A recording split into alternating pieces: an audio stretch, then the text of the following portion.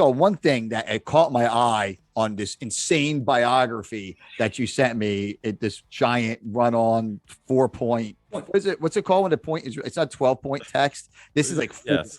This like is that what it is, Rob? It's like a six. It's like a six. It's like half of the size. You said your interests are all things pop culture. Green Day. Yes. Okay, so I'm going to give you a great Green Day story. Okay, I've met Billy Joel, by the way. Oh, did you really? I do. I have a picture. I can send it to Uncle. I'll send it to Uncle to show you. Send it to Uncle Rob. Nobody knows I'm that the uncle, everybody. Like no one figured that out. Uncle. All right. I would love to hear your Green Day story, by the way. So we went every year, and this is, I'm just going to sum this up quickly because every year we would go to Las Vegas for a quote unquote bail bond convention when I owned my bail bond company. It was just debauchery for like 3 or 4 days. Sometimes I didn't even bring a change of clothes. It was like so fucking nuts. Right. So anyway, I'm playing craps in the Wynn. All right. Wynn Casino, doing pretty well. And the 3 guys from Green Day, it was Billy Joe, what's the other guy? Trey Cool and Mike Dirnt. All 3 of them walk up, say, never played craps before, ever. None of 3 of them. So for us, like my buddy Jason Fink, Jason from Connecticut, he's the fucking best craps player on the planet. Win, lose, or draw, you have hours of fun. And he has all these crazy things like people in orange hats roll 6s and, just insanity, like all of this kind of stuff. That guy's got a button down on. I bet you he rolls a hard 4. And it's like, I don't know where he comes up with this shit, but some of it's really real. So he finds out that these guys have never played before. So we said, we'll teach you how to play, but you guys have to commit to like rolling the dice because virgin rollers, like people who've never played before, always win for the table. Always. Right. These 3 guys didn't know what the fuck they were doing. Billy Joe didn't know where he was. Right. Oh, that's awesome. Look at you. That's fucking great. I'm sure you didn't make out with him on the craps table, but we're going to find out in a second. But there's Lisa. Did you make out with him? Oh, God. I didn't say that. I was going to say, geez, that's a better story than my crap story. So anyway, these fucking guys were clueless, but they proceeded to learn the game of craps taught by me, Jason from Connecticut, and my other gangster friend, Rodney. Right. And they did great. And it was like, I spent time with these guys and it was like, we would say things like, I'll sing Welcome to Paradise if you roll a 6 here. Like, I'm going to sing your song to you. It was just insanity. That's funny. But they were nice. They were really nice guys. And they have unlimited money. So like if they won, they won. If they lost, they lost. They didn't give a fuck. They were in it to just what are they betting? I got to know how much money's on the table right now. Oh, it's all small stuff. I mean, I think like what? How much money does Billy Joe walk up with? Go.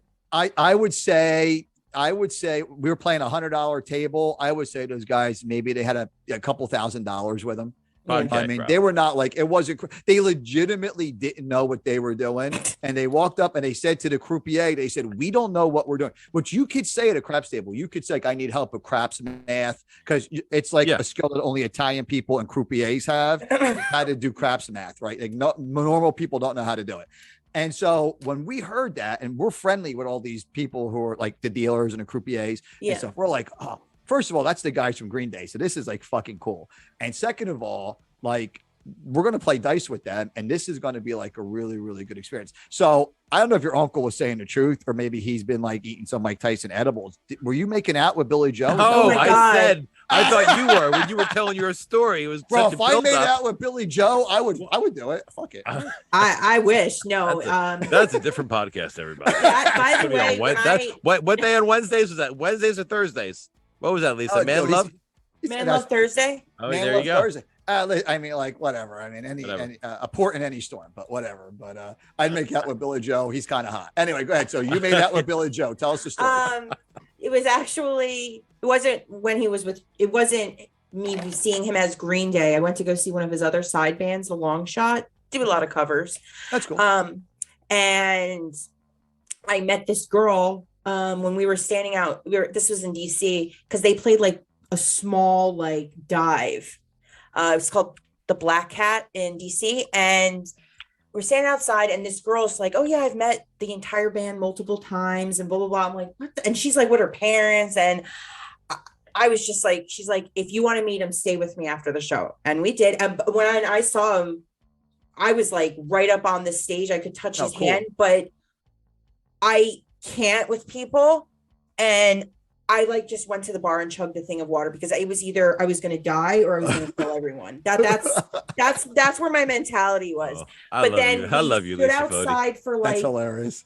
an hour and a half, hour and a half. He like showered and shit, but he came out and he took a picture with every fan. Oh, He that's cool. signed everybody's stuff, but there were like people there with like professional cameras. He's like, oh, what are you going to sell this shit on eBay? Get the fuck out of here. Like, Yeah, he's for the people. That's what I like about the guy. That's Like, why I I like thought the guy him. was cool.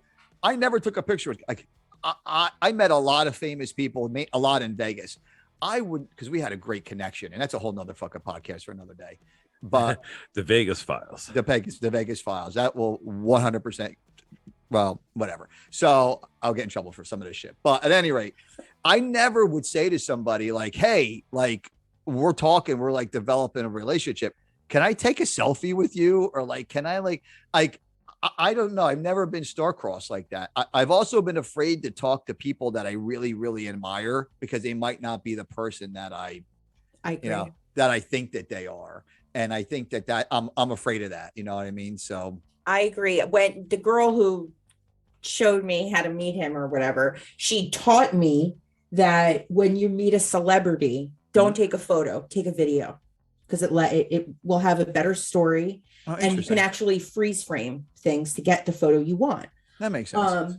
But in the video, I'm like a mental patient. Like I'm just like standing there, like you're so excited. I'm so excited, and I'm like, and everybody who's ever like, they're like, oh, did you go crazy? Did you say this to him? I'm like, I said thank you. Yeah. What are you gonna say? You know, I mean, my grandmother was an old Italian lady. She's been gone for a long time, and she would always say, "Just remember, when you meet a famous person, they shit too."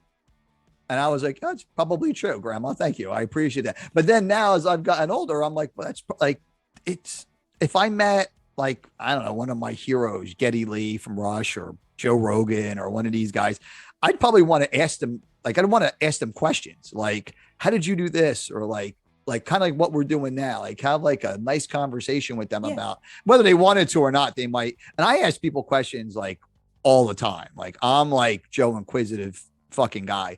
And I feel like you learn that way.